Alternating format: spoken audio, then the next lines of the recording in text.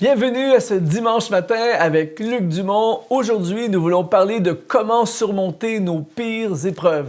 Je veux te transporter dans une vie à un niveau supérieur, c'est-à-dire une vie qui transcende des épreuves, une vie qui, malgré les épreuves, te transporte à un autre niveau. Et j'aimerais t'aider aujourd'hui à retrouver ton identité parce que parfois, lorsque nous vivons des épreuves accablantes, des choses difficiles dans notre vie, on perd notre identité, on oublie qui on est, alors que lorsque tu as Jésus-Christ dans ta vie, tu es un fils, une fille du roi des rois, tu es un héritier du royaume. Et parfois, on oublie notre position, notre marche, notre identité. Alors, je voudrais t'encourager aujourd'hui à relever ta tête. Si tu as Jésus-Christ dans ta vie, relève la tête, marche ta tête haute parce que tu es un fils du roi des rois.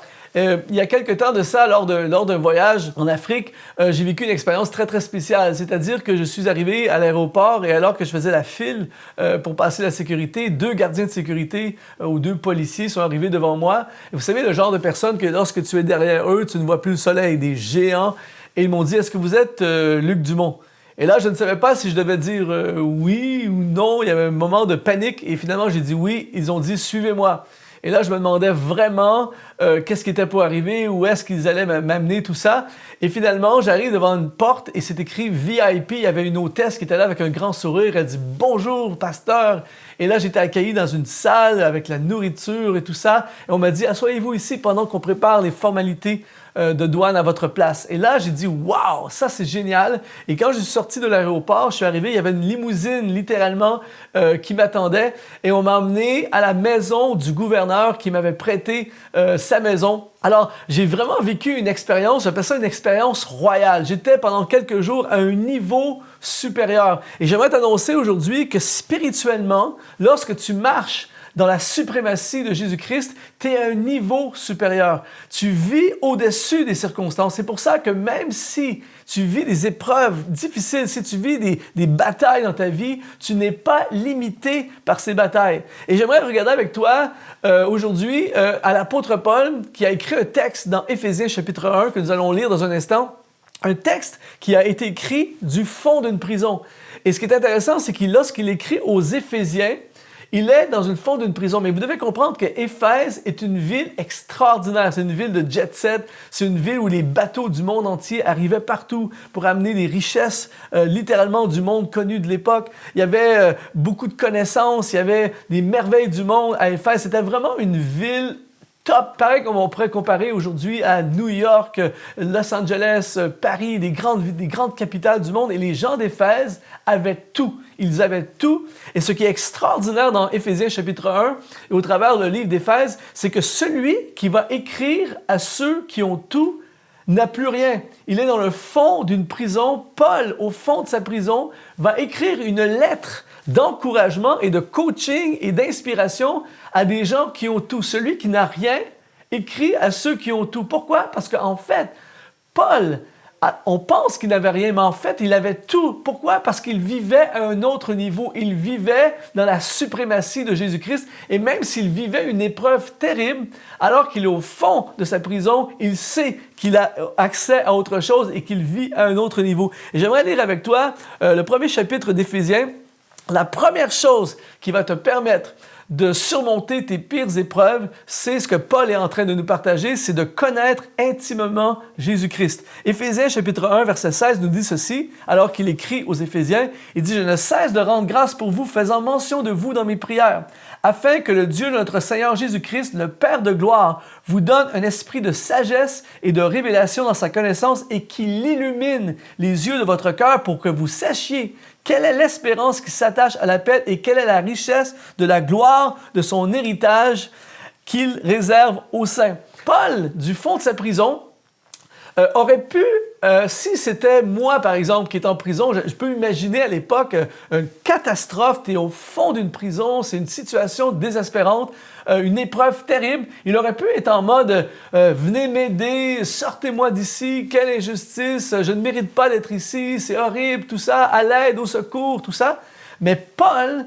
parce qu'il vit avec une connaissance intime de Jésus-Christ, au lieu d'être en mode écrasement, découragement, défaite, Il est en mode encouragement, coaching, et il écrit à des gens qui ont tout, alors que lui n'a plus rien, mais en fait, il a tout parce qu'il a Jésus-Christ, il le connaît intimement. Et lorsque tu connais intimement Jésus, tu sais que même si en ce moment, la situation dans laquelle je suis n'a aucun sens, tu sais qu'avec lui, il y a une raison. Tu sais que quelque chose va arriver. Tu sais qu'il ne t'a pas amené, il n'a pas permis que tu sois dans cet état pour rien, qu'il va t'utiliser. Et c'est fou, parce qu'au fond de sa prison, il va écrire des textes qui vont activer les gens d'Éphèse, mais en plus des textes qui vont rester au fil des siècles et qui vont impacter l'humanité.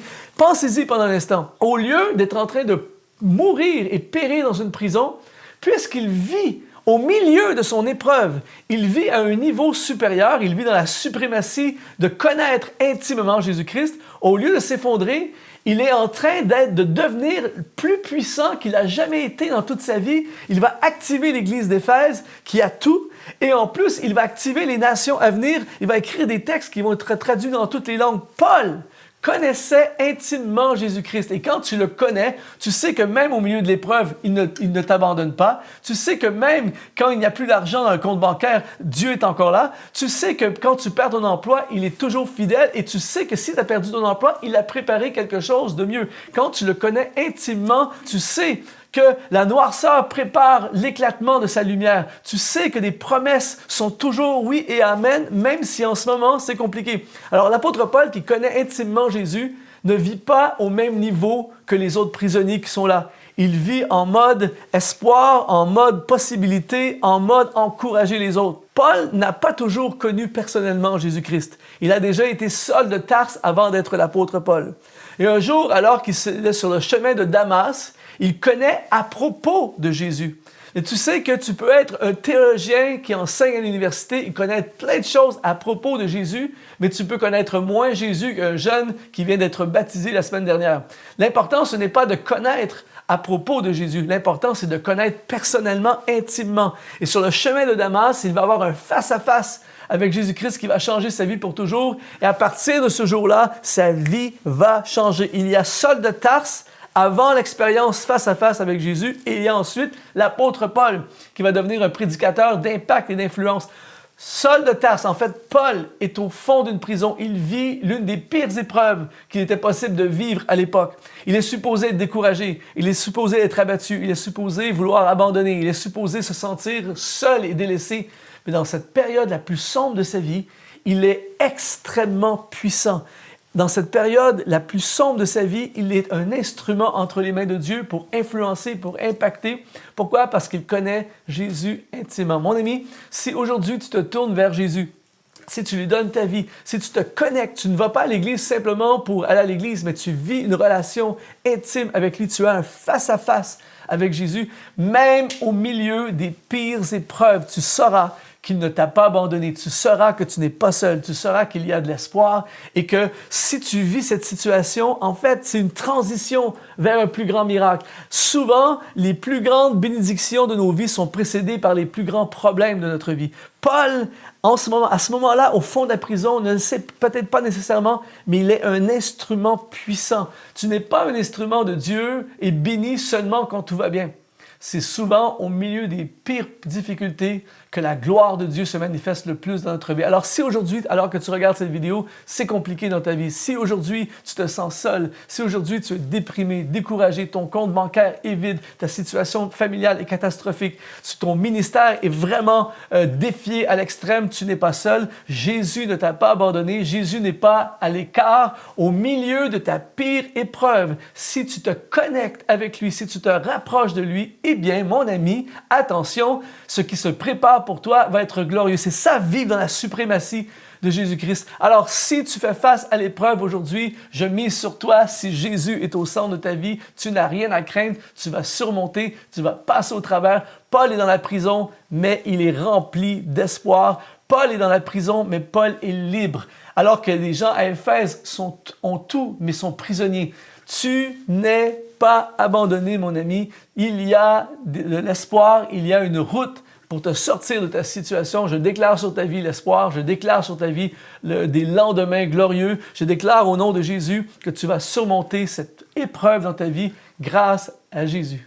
Ça a été un plaisir de passer ce rendez-vous avec toi aujourd'hui et je te donne rendez-vous dimanche prochain pour la suite de ce message.